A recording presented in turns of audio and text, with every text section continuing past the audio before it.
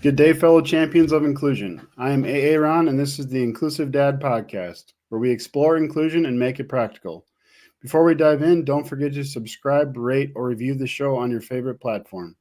We truly appreciate your feedback and would be honored if you shared the podcast with friends and family who might benefit. If you want to support us in our mission, please click on the link in the show description. Today, my guest is Barbara Ann Mojica. Welcome to the show. Thanks so much, Aaron. I'm really happy to be here today. Thank you. Why don't you start us off just telling us a little bit about yourself? Okay, well, I am a historian as far as academic training. I have bachelor's and master's in history, but I very early on became involved in education, and I didn't want to be the kind of historian in the ivory tower just writing. I was more of a people person, so I started to get involved with teaching kids. At the beginning, I was involved in the general education classroom in a private school. And as time went on, I became very much aware that education wasn't meeting the needs of every kid, and a lot of kids were being lost in the cracks. Mm-hmm. So, after many years of teaching, actually, I have been teaching for quite some time before I made the leap. And I went back to school again, and I got certified as a special ed teacher. And I went to the opposite end of the spectrum, and I became a special ed teacher for children that had really severe needs. We're talking about autism, Fragile X syndrome, crack cocaine babies, children with severe physical disabilities. So I was a teacher in that kind of setting. And I did that for a few years, and then an opportunity arose for me to become the director of a special ed school. So I did that, and I became involved on the other end, not only teaching but programming, doing Mm-hmm. staff training, and involved with the kind of nitty gritty of all the paperwork and working with the state and the local school district and all of that. Sure. So then, after that, I seized another opportunity. I became a administrator. I went back to school again. I became an administrator for in New York City as a preschool special education administrator, and in that role, I was involved in evaluating the children for to determine if they needed special needs Yep. services, and then finding the placements for them. This was at the preschool and early intervention Sure. level. So I did that for a few years, and then there was a big reorganization in New York City. And since I was one of the newer people, I was on the outs.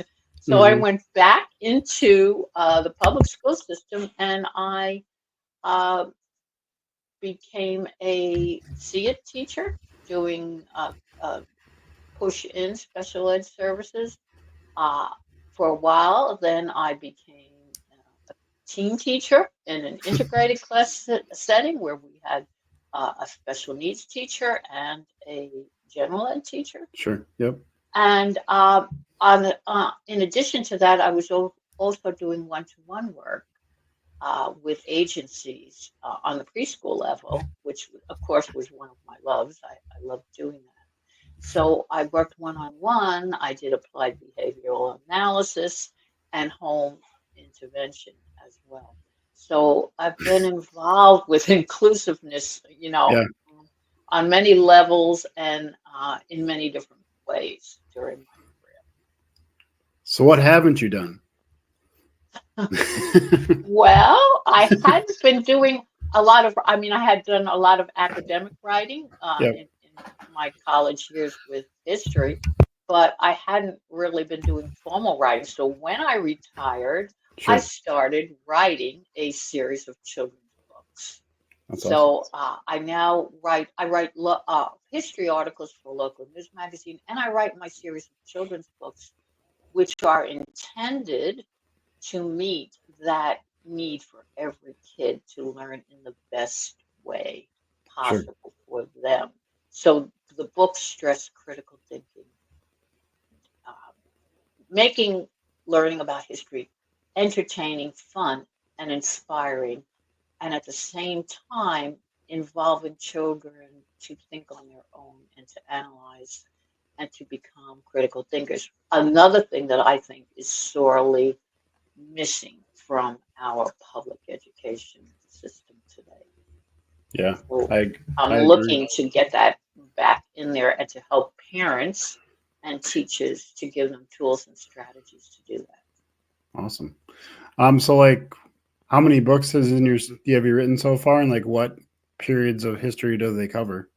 Well, they're not chronological history. I've Okay. written 16 books in my Little Miss History Travels 2 series, and they are involving different aspects of history and areas that are connected to history. So we're talking about some iconic sites that everybody would recognize, like Sure. Mount Rushmore, the Statue of Liberty, Ellis Island. But I also write books that have history, but are also multidisciplinary. So I involve science. I have a book, Sequoia National Park. I talk about the redwood trees and the sequoia trees, how they're the same, the different, how they grow. And some of my books are connected to national parks. So I have books that talk about animals in the park. Uh, Hmm. some of them will touch on geology. Some of them will talk about uh, groups in history that may have been forgotten or left out. Hmm. So in the Mount Rushmore book, we talk about Native American rights to a Yep. large extent. So we talk about the Crazy Horse Memorial and how Yep. the natives started constructing their own memorial. And we talk about Native American rights today in the UN. We talk about what do the kids think? Should we have one monument? Should we have two? Hmm. What can we do to remedy things that have been forgotten?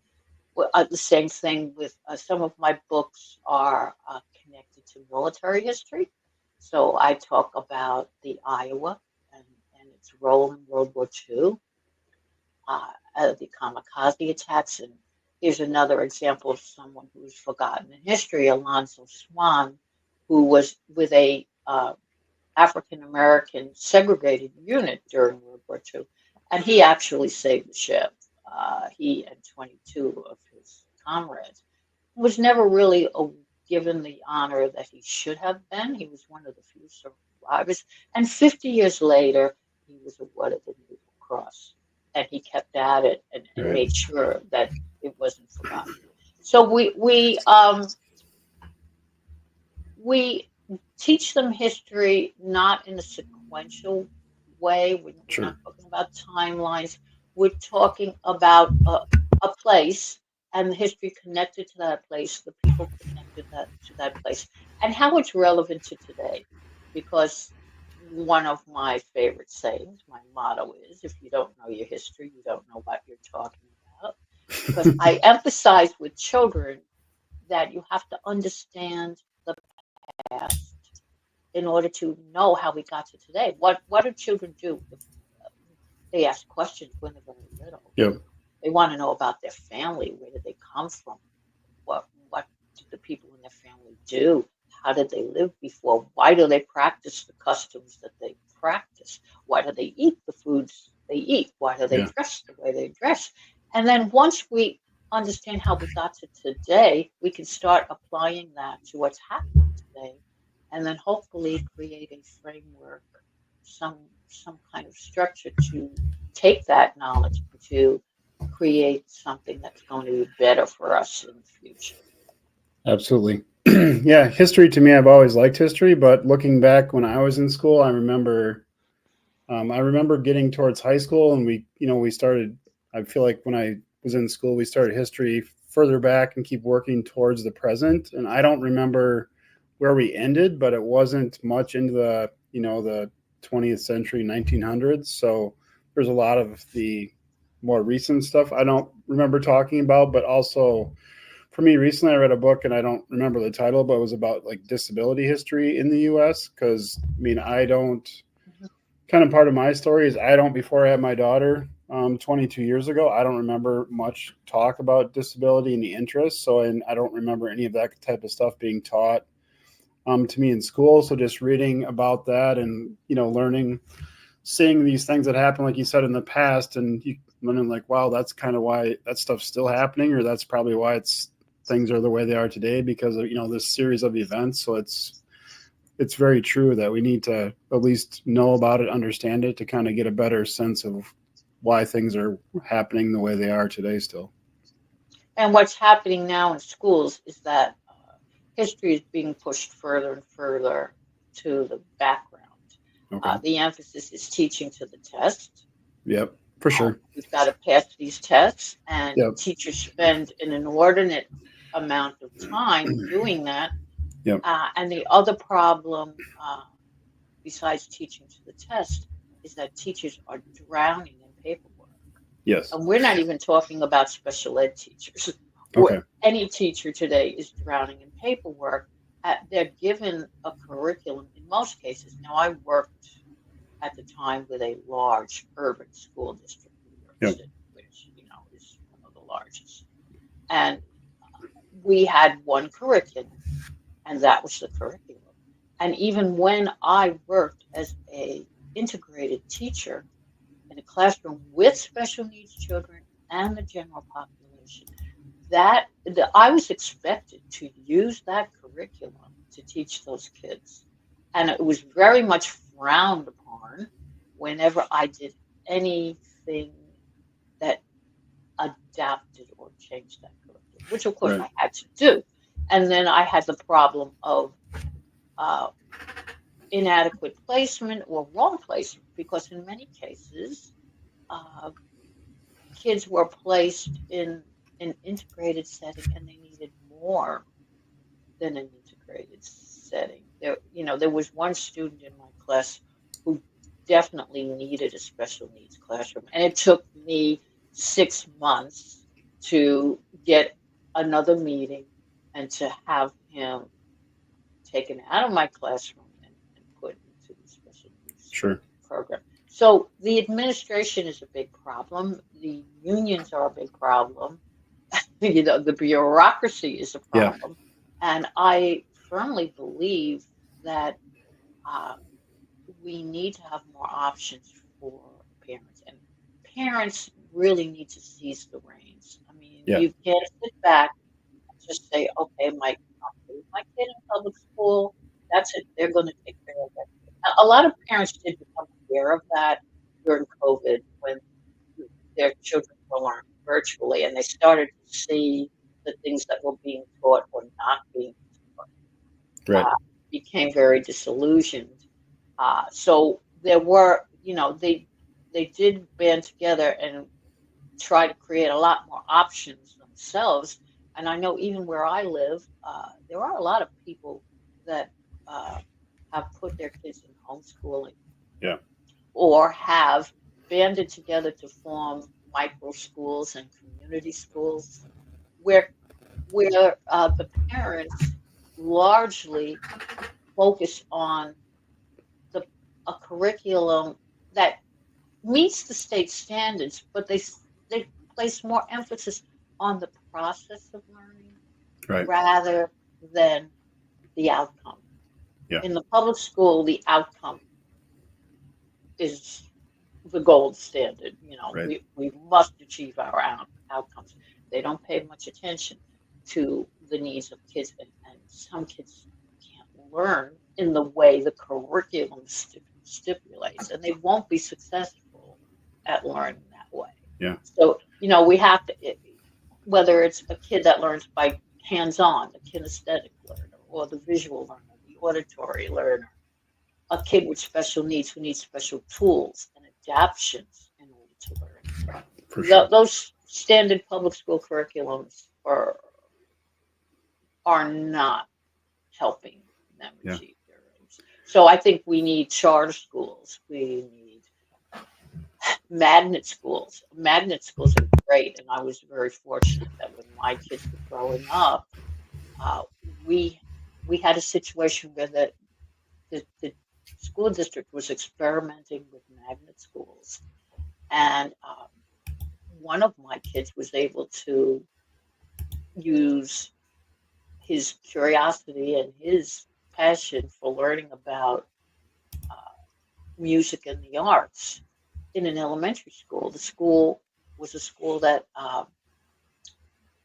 taught the curriculum, but also allowed children to take musical instruments, to take art Yeah. classes. They had a computer lab, so they integrated that. So that's what we need more of. More options for kids to take what they're interested in and to use that as a tool to learn everything else in a way that's going to support them. And at the same time, will, achieve the objectives that they have to meet, quote, Yeah, for sure. to meet the curriculum. Same thing with high schools. We need more high schools that, again, instead of the testing, that allow kids to do hands-on learning and cooperative learning where they work in groups, examine primary sources, do scientific experimentation hands-on on things that they're interested in Yeah. learning. Again, not just, well, here's Chem Yep. 101, we have to do this, this, and this, which turns kids off. You know, Yeah, I agree with like trying to find the interest. Yeah, because to me it should be more about. So I don't know at what age a kid at some point maybe figures out that I'm interested like in being an artist, going down that path. I feel like at that point we should at least give them some things that kind of feed into that interest. Because I mean, going to school, if you're wanting to become an artist and you're being taught stuff to be like, let's say, a computer programmer, at some point that's not going to work out. So like, why can't we, or how can we set it up where you teach them the skills to be an artist, or stuff down that path. So I feel like, yeah, we need to figure out some flexibility while maintaining like what you need to teach them, but how can we add some things in here, change something so it more fits what motivates them. So that's a great point. we've made it, again, everybody's got to go to college. Well, that's Yep. not true. I mean, No. and what has it resulted in? Kids that you can go to the opposite end, and you can say, well, allow kids to uh, follow their interests, but some of their interests at the college level are not going to get them a job once they graduate college. Right. If they're taking some course in, you know, Right. gender, Asian, whatever, they're not going to get a job. They need to have some basic skills, but going to the other end, parents can also get involved with that early. Right. Allowing kids to pursue different interests, even if they don't consider their interests something that the parent would prefer. Parents sometimes want their kids to follow in their own footsteps. If the kid isn't interested in baseball, you can't force the kid to play baseball. Yeah, Let for them sure. examine. If they want to try something, let them try it. They may not stick to it, which is fine. I mean, one of my kids tried, I think, every possibility under the sun. Didn't stick with all of it, but Yeah. did find a way eventually, and that's good too. So, if we allow them to be independent, to uh, make choices, and then either succeed or fail, that's fine. We learn a lot more from our failures than we do from our successes sometimes. Absolutely. So that can be a good thing too. Yeah. What is your definition of inclusion? Well, for me, inclusion would be providing a child with the uh, ability and tools to learn in the best way for that individual child, while at the same time uh, being respectful, empathetic, and uh, socially involved with other children. Even if a child is being homeschooled, that child can certainly be involved with the community. Because I mean, most parents are aware, but some are not. That even if you do homeschooling, your child is still entitled to use the services of the public school Yep, after for school sure. hours. So the Yep. child, if the child's interested in music, the child can join the school band or can join the strings orchestra in the local public school. So, you can still have a community involvement. So I think being inclusive is having every child, whether that be a special needs child or a child with no special needs, learning in the best way for them. So is that with adaptive learning tools? Is that having more hands-on experiences, being kinesthetic? Is that um, working one-on-one? Is that working in a small group? Is that working in a large group? It might be that combination integrated setting, but each child within that setting being given the materials and a curriculum that they can follow and use to achieve successful outcomes without necessarily being molded by that one overall general curriculum. Let me give you an example. Yeah. When I was teaching in the public school, the big thing then was the whole language curriculum. So, no, we had this whole language curriculum, and you would meet together with all the children, special needs and general needs, and they would talk about a theme that they were using that week. And then they would talk about it, they would read something, and then they would say, turn and talk to your partner. Well, a child with special needs is going to have a lot more trouble turning and talking to their partner. A child with speech needs, a child that has trouble sitting still is not going to work well with the setting. And then they would break the children up into small groups and have them work with each other. And they were supposed to talk to each other and analyze what they had read. And it just didn't work. And then they would have to do little exercises where they would write sentences. Some of the children couldn't write their own sentences, working with children that were very, very bright, that were like 2 grade levels above. The whole thing was just a disaster. Yeah. The kids with more intense needs, they needed phonics instruction. Well, phonics was like a no-no. You were not allowed to teach phonics at all.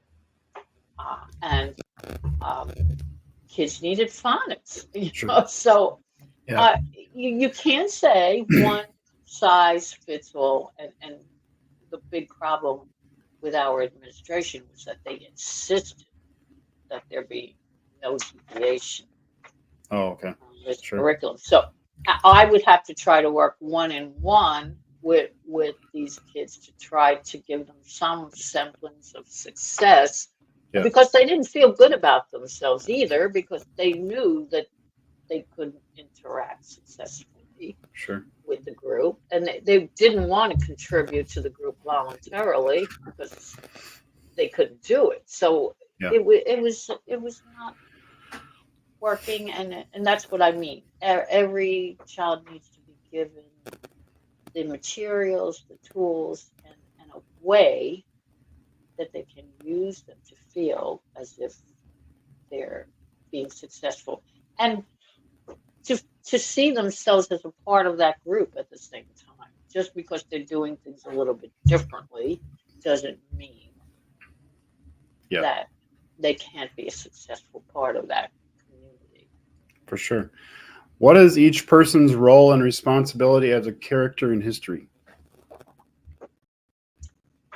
Well, each person's role and responsibility I see is becoming knowledgeable as to our own history. So first, that starts in the family.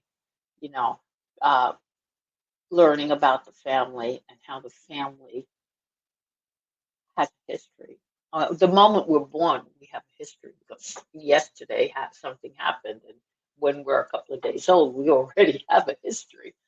But that starts with learning the culture, the customs, the traditions, and answering the questions that kids have. And you can do that with even a very young kid. You can go out and you can ask them like wondering questions. Oh, when you see something, just pointing it out to them and saying, "Oh, there's an old house. I wonder who used to live there. I wonder if they went to school like I do. I wonder if they eat the same kind of food I did. I wonder how they dressed.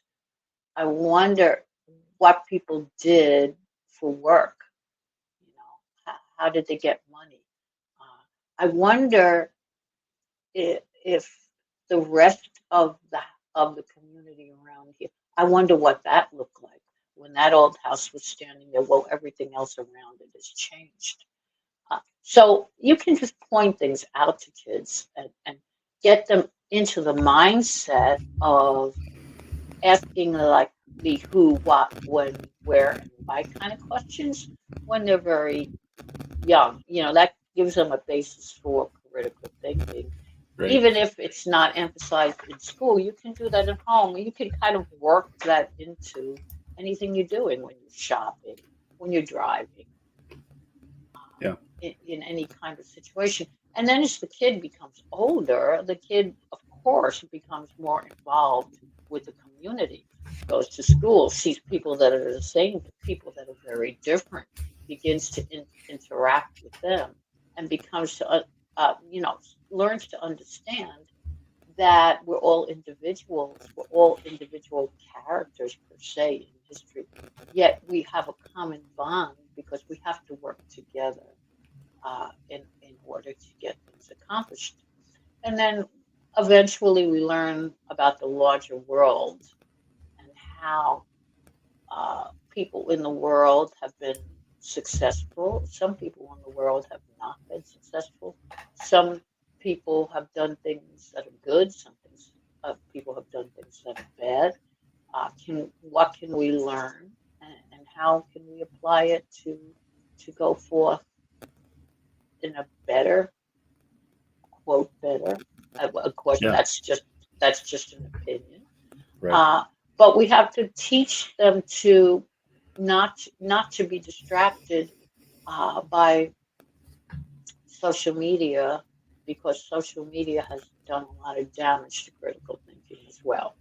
What's stressed in social media? Opinions, opinions, opinions, opinions, and we have to make it clear to children that what they hear on social media is not necessarily a fact, and teach them the difference between facts and opinions, and ask them to question when they hear something or see something on social media, to question it. You know, even if their friends believe it, and that's what happens with social media. The algorithm keeps getting reinforced because they hear Right. and see Yeah. what their friends are hearing and seeing, Right. and it becomes like a snowball that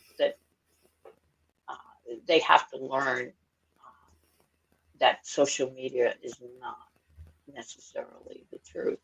Yeah.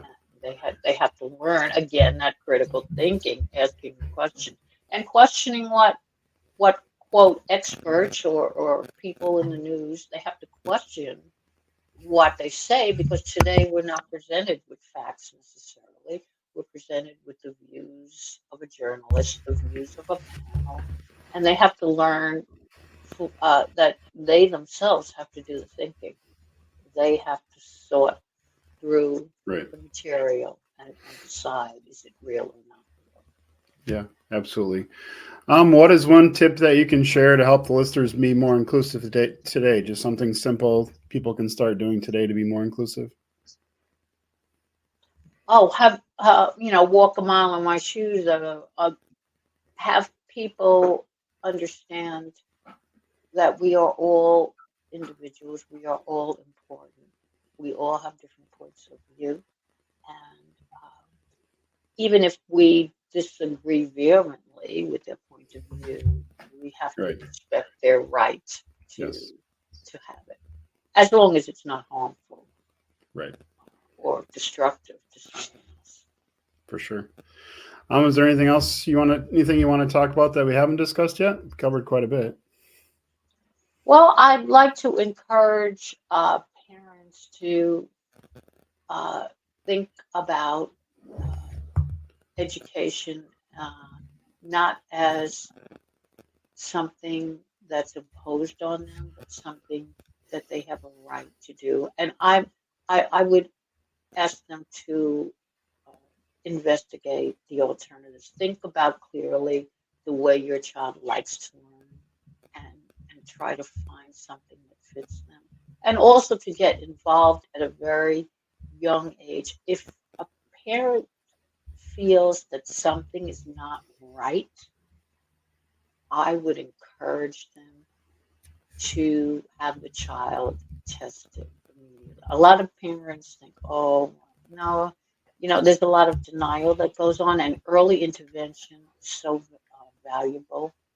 Right. And if you suspect that there's something that's just not right, you should have the child tested and evaluated as early as possible. I've worked with children that were a couple of months old, and I've seen such dramatic improvements. Whether it's a major thing or minor thing, if you feel it's not right, have the child tested. Talk to your pediatrician. Don't say, well, maybe I'm wrong. You might be wrong, but it's better to be safe than sorry. Absolutely. Ready for the last question? Sure. Do you like spam lunch meat? Yes or no? No, No. definitely no. That was fast. That was fast. Yeah, I live in Austin, Minnesota, where they make spam and where the spam museum is located. So I ask everybody that question. It's funny how it's usually really quick answer, and it's pretty strong either way usually. So it's kind of funny. Oh, I'd love to see the museum. I mean, I'm all up for seeing There you go. any museum anywhere.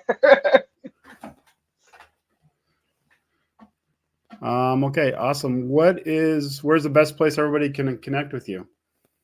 My website. I have tons of resources on my website. LittleMissHistory.com, www.littlemisshistory.com. You can see the books. You can go to my blog where I have tips for teachers, parents, and I do book reviews twice a week. Okay. I have a YouTube channel where I have teaching videos and other resources for parents and teachers. My social media is there, and you can also connect directly through email there. So I have a Pinterest board as well with tons and tons of resources that you might be able to use. So that's the best place to go to the website, and you can click on anything from there. Awesome. I will make sure I put all that stuff in the show notes. Thank you so much for being on the show today. Okay, thank you. I enjoyed our conversation. Yeah. To all of you listening, thank you for joining us on this episode of the Inclusive Dad Podcast. If you enjoyed today's conversation, please subscribe, rate, or review the show. Your feedback helps us connect with more champions of inclusion. Remember to share this podcast with friends and family who might benefit. If you want to support us in our mission, please click on the link in the show description. Together, we can make the world more inclusive. Until next time, stay empowered and be a champion for inclusion.